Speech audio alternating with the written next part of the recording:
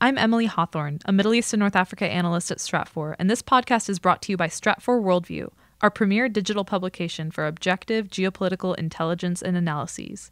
Individual, team, and enterprise memberships are available at worldview.stratfor.com/subscribe.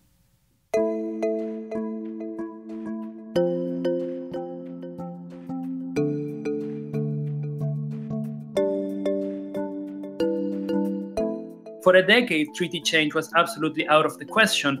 And now that things are a bit calmer, and with Brexit fueling a debate about the future, the Europeans have decided that it's time to think about what comes next. Welcome to the Stratfor podcast, focused on geopolitics and world affairs from Stratfor.com. I'm your host, Ben Sheen, and that was a short preview of our conversation with Stratfor Senior Europe Analyst Adriano Bosoni on a proposal for a multi-speed approach to European integration. France's new president, Emmanuel Macron, has expressed his support for the plan, and it also has the backing of German Chancellor Angela Merkel, but it may not be as easy as they think. In the second part of this episode of the podcast, Stratfor Senior Global Analyst Matthew Bay sits down with Senior Military Analyst Omar Lamrani to explore the evolving geopolitics and governance of space. Thank you for joining us.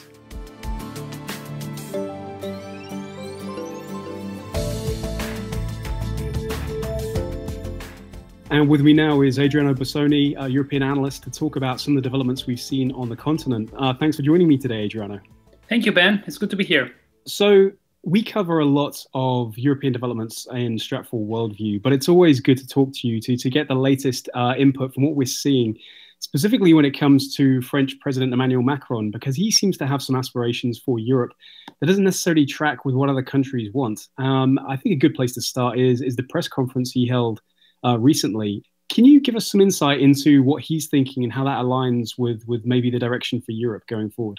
Macron basically said that he wants a vanguard of EU members to move ahead with the process of continental integration, while others are allowed to be left behind and not to join that vanguard of countries.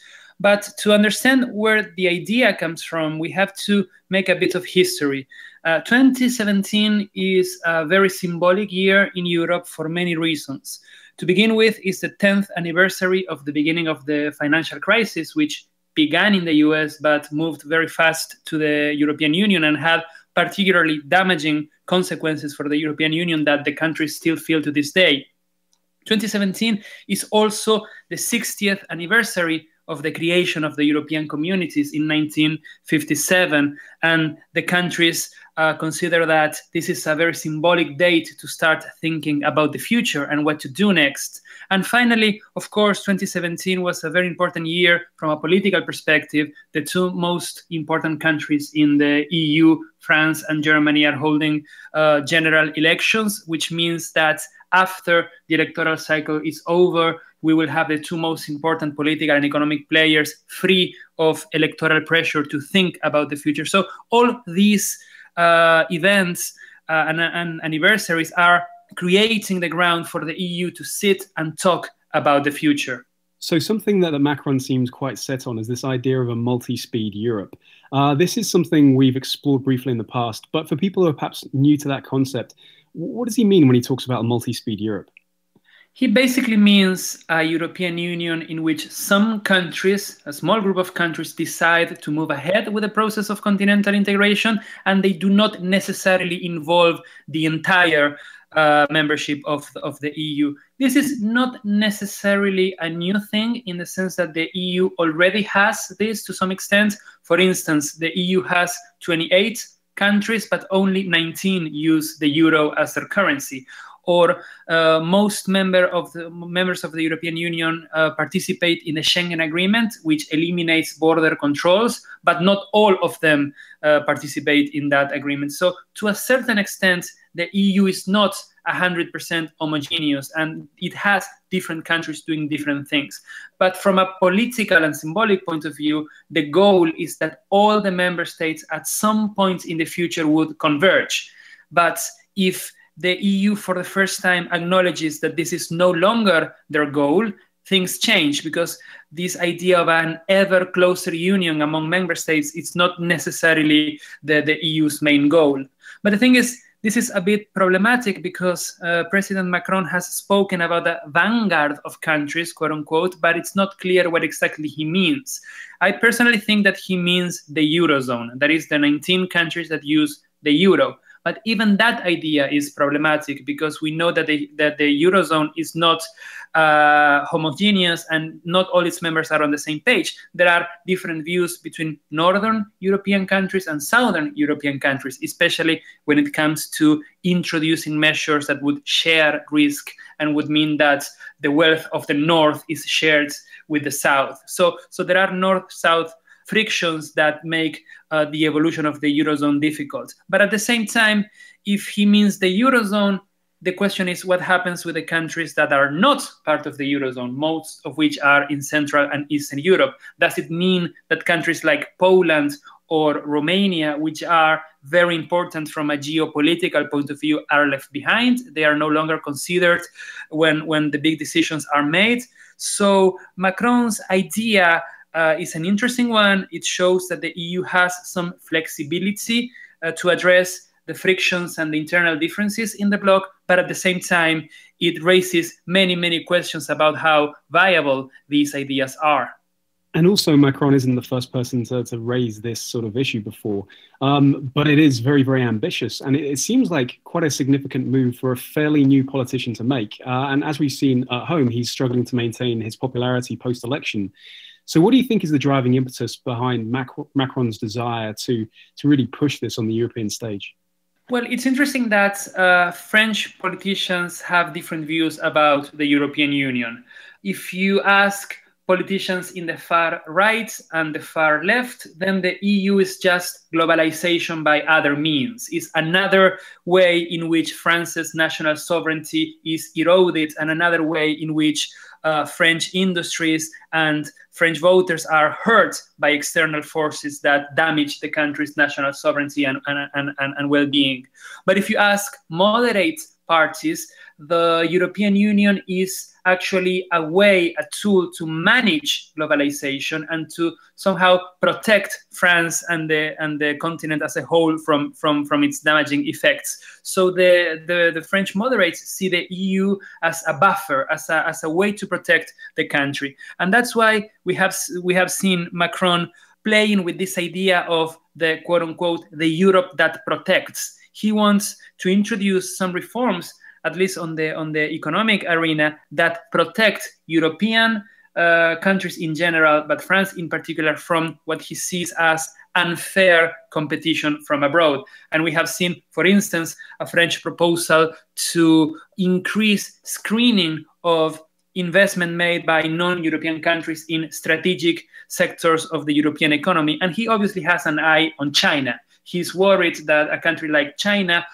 which gives state aid to companies, or in some cases unfairly dumps its own companies, will try to take advantage of European companies, while the same is not true for European companies trying to do business in China. So France is playing with this idea of an umbrella of protection for European economies vis-a-vis non-European players. But isn't that likely to be controversial among some European members, though, Adriano? Because it seems like some Chinese deals are quite beneficial for countries, especially the smaller countries in the periphery.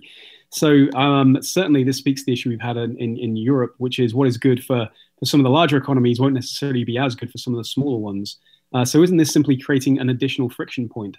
That seems to be the case. So far, we have seen that the big three, there is France, Germany, and Italy, are pretty much on the same page. We have seen, for instance, that last year when a Chinese company bought a German robot maker, it created a very big debate in Germany, because there were fears that foreign companies are accessing very, very important know-how and technology that is in Germany. So Germany and Italy are on the same page when it comes to trying to create an extra layer of protection from non-European investments. But of course, then we have Nordic countries like Sweden and the Netherlands, which are traditionally pro-free markets and traditionally against protectionism, which have criticized France's proposal. And then we have smaller economies like Greece or Ireland, which are very dependent on foreign investment, and they are worried that these kind of additional layers of protection would actually discourage investment and the arrival of the money that they need so much. And as well, in the midst of all this, we also have the UK that's struggling to find its feet as it approaches its actual detachment from the European Union as well. But it seems like right now, some of the struggles that Britain is facing would potentially dissuade other countries from pursuing this agenda, which would take them further away from Europe. So I guess in some ways that plays to Macron's favor. Yes, the Brexit referendum had a very deep emotional impact on the European Union. It was a shock. They were not expecting it. They were not expecting that result. So the EU's reaction to the Brexit referendum was to restart the process of at least conversation. We don't really know how many of these initiatives will be introduced, but at least to restart the debate about the future of the bloc, which was frozen during a decade because of the crisis. The fragmentation got so profound during the height of the crisis that just the mere idea of talking about a treaty change, for instance, was absolutely shelved, because if you talked about reforming the EU during a crisis, there is a chance that countries actually demand to dismantle some parts of it and to repatriate attributions from the central bureaucracy in Brussels to the national parliament. So there was a chance of a Soviet-like situation in which you try to solve the problem and you end up dismantling the entire idea. So for a decade, treaty change was absolutely out of the question. And now that things are a bit calmer, and with Brexit fueling a debate about the future, the Europeans have decided that it's time to think about what comes next. It's interesting, though, that this idea of a multi-speed Europe seems the sensible thing to do, right? You have a continent that is fragmented, you have countries that have different national interests, so it seems to be a good idea to give everyone the chance to decide what they want to do and whether or not they want to move ahead with integration. But this also has significant challenges. First, if you have a core, then it probably means that the core would be weaker than the whole thing. And what happens with those countries that are not considered as a part of the core? If you create a core and a bureaucracy and a core and a periphery, and different countries move at different speeds, then you will have to create bureaucracy to manage those different levels of integration. So there is a chance that this multi-speed Europe thing perpetuates the fragmentation of the EU instead of healing it. So I would say it's interesting that the EU is willing to bend to prevent it from breaking, which is a form of pragmatism that we have not seen before, but this does not come without potential problems and challenges. Well, certainly, I very much look forward to what yourself and the other European team members have been putting a lot of work into for our fourth quarter forecast, when we'll be laying out what we see for the coming months, both for Europe and France and other European countries. Adriano, thank you so much for taking the time with me today to go really deep into this issue. No problem. Thank you. Thanks, Adriano.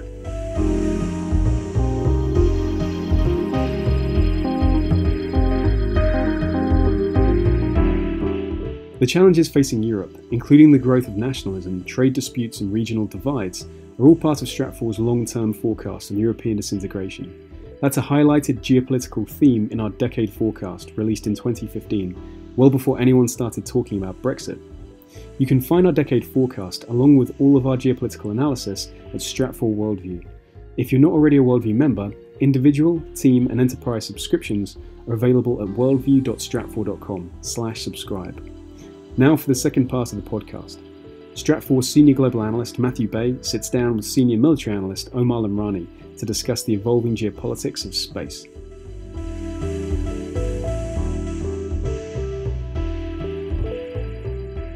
Hello, my name is Matthew Bay and I'm an analyst here at Stratfor, and joining me today is a senior military analyst, Omar Lamrani. So Omar, we're here to talk about space. More recently, over the past 60 years or so, we have seen space kind of emerge as a new geopolitical realm, the much that we saw, say, maritime shipping did a couple centuries before that from a long range distance, and then even before that, regional shipping. And it kind of, redefined a lot of different aspects in the way that countries interact with one another. This can have military dynamics, it can have commercial dynamics, it can have civil dynamics. And everybody thinks of the space race being, a big thing in the 1950s and 1960s between the USSR and the United States. But now we're seeing a new kind of a space race that's a little bit different. It's not as bipolar. We're starting to see a lot of other countries now challenge the United States and Russia's dominance in space, and one of those is China. So when I look at China's space industry, I look at it in three different components. You first have the overarching component, which is why China wants to expand its space industry. So if we think about where that looks into the Chinese strategy overall, China has always been wanting to expand its dominance and its hegemony throughout all kinds of realms. Yes, I mean, we're seeing that in the economic sphere, the technological sphere, as well as the military sphere when it comes to space. So a good component of that is actually then the collaborative aspect. So while there are military aspects, which we'll get onto later, China is actually taking a more of a collaborative approach to a lot of its space programs than what the USSR has done, and that's actually been a pillar of a lot of the dynamics that we're seeing forward. One of the critical ones, for example, is the One Belt, One Road program. So this is the China massive overarching foreign policy objective to essentially build ties and links that get around some of the choke points in Southeast Asia, but also just it's a mechanism to build ties with a lot of different countries. So what China has done with its space program is actually pushed for collaborative efforts with, say, Pakistan, other countries, in order to get onto what China is just trying to do from a really high level with their space program. For example, we know that China wants to build out its own GPS competitor. It wants to build up its own links that can be done with other countries as well. And then, of course, China is now also pushing for its more civil aspects as opposed to commercial aspects, which means just space exploration in general. And then another great aspect of that is the development of the Long March 5 and the other Long March rockets. So we've seen Long March 5 now. It's made 2 launches. The last one was actually a failure, I believe, in July 2nd, I believe was the date. So can you tell me why, from a military perspective, the Long March 5 was something that you were interested in? Well, we're always looking at the ability to launch heavy payloads into space. The heavier satellites have all kinds of different uses in space. When you're talking about, for instance, early warning satellites are usually pretty heavy. They need a big power source, big antennas. The bigger launch vehicles you have, the more satellites you can send to space, and the heavier they are, the more capable they are. So obviously, from a military perspective, if China can throw more satellites and heavier satellites into space, that shows a greater capability in the long run as they try to assert their military capacity in space. Right, and we've seen that in the United States. Like most of the military's more classified launches are always done by the Delta IV. That's the U.S.'s heaviest launch providing vehicle right now. So when we broaden up, though, I mean, military as a battle space, that is a cool concept. That's an interesting one that is emerging now in military doctrine in a much broader way than it ever has before. The United States is still pushing for a new space corps that could be potentially established as another part of their armed forces. So how would you define that space as a battle sphere? And then also, how does it relate to on-the-ground operations that are not necessarily always going to be in space? Well, that goes back to really the U.S. dominance in space, and the U.S. dominance in space also leads to reliance on space assets. It's an unequal dependence. Therefore, there's always concern within the United States that countries like Russia, China, speaking of which, recent U.S. assessment has indicated that China now has even greater anti-satellite capabilities than the Russians.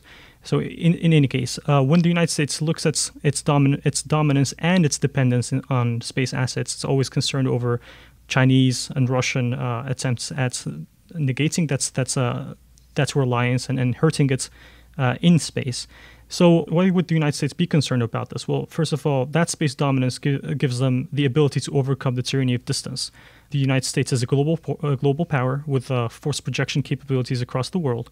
And to be able to successfully project its capabilities and force across the world, they need to have an ability to communicate over very long distances. They need to have navigation capabilities, early warning capabilities, targeting capabilities, all of which space factors in a major way.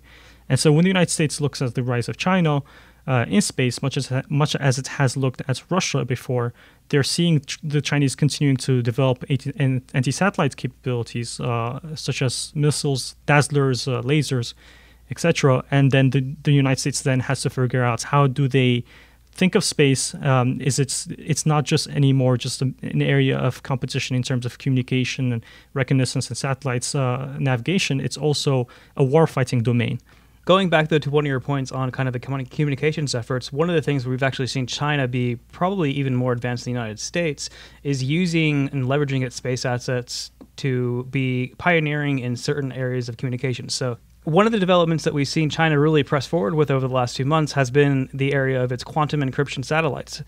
So this is actually one of the more emerging areas where space is being more used, and it's actually to encrypt messages that are still done by traditional means of communication, which can sometimes be satellites or also through ground comms, but it actually can give you an unbreakable or theoretically unbreakable key so that nobody can really crack your code. So that's something that is actually China is kind of leading the forefront on. Obviously, the United States probably has research that's classified that's going into the same directions, but it's been a pretty visible way that China is now starting to challenge the United States, not only from a launch perspective or a military perspective in terms of physical power, but also just the baseline engineering areas of cutting edge technology, which is going to be an important emerging trend, especially as we start to see space as a battlefield itself start to mature going forward.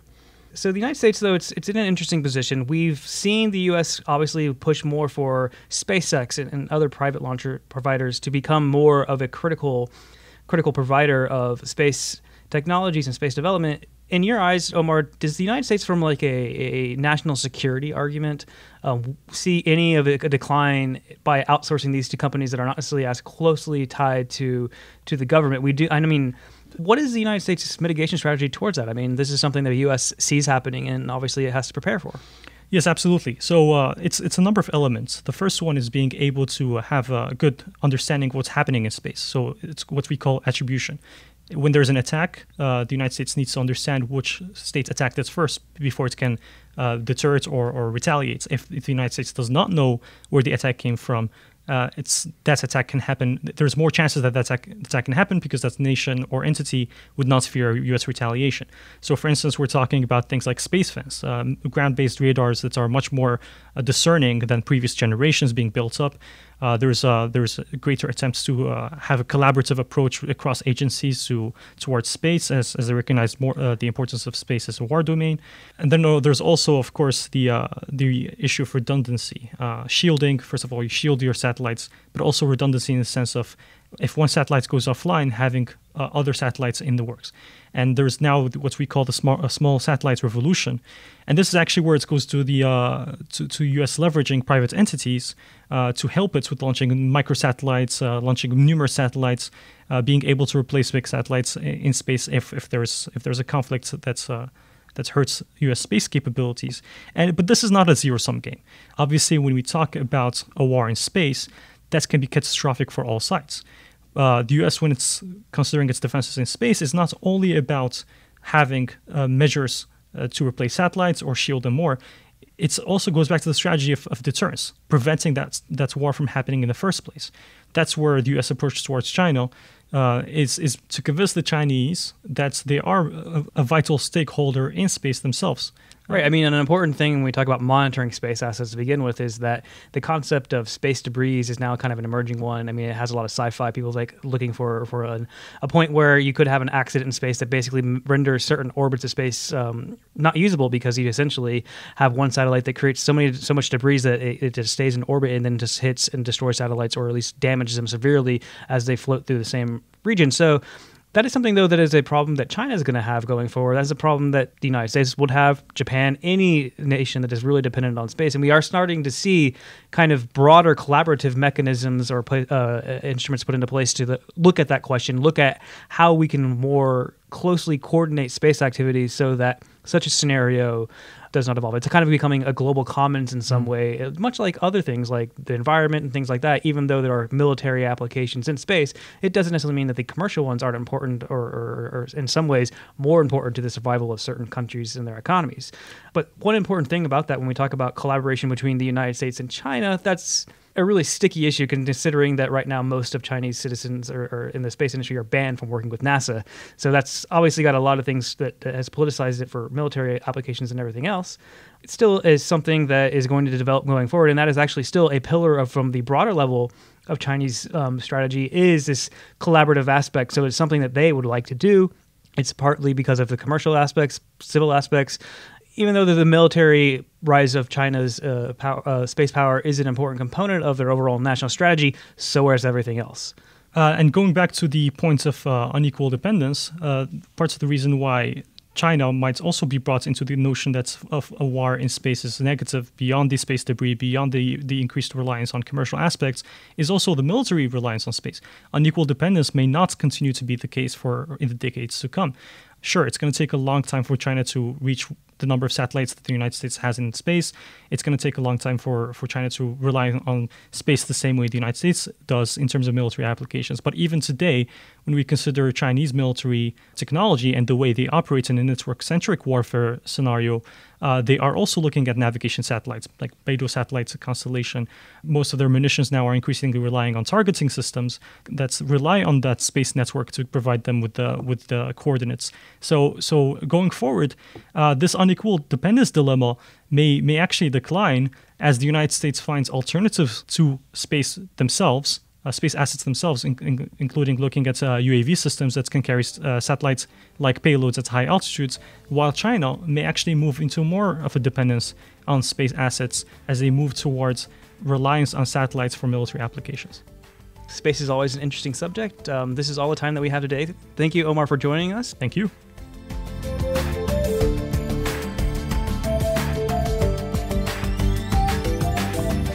That's it for this episode of the Stratfor podcast.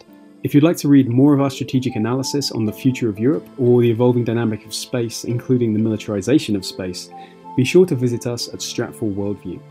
If you're not already a member, you can fix that by visiting worldview.stratfor.com/subscribe to learn more about individual, team, and enterprise level access.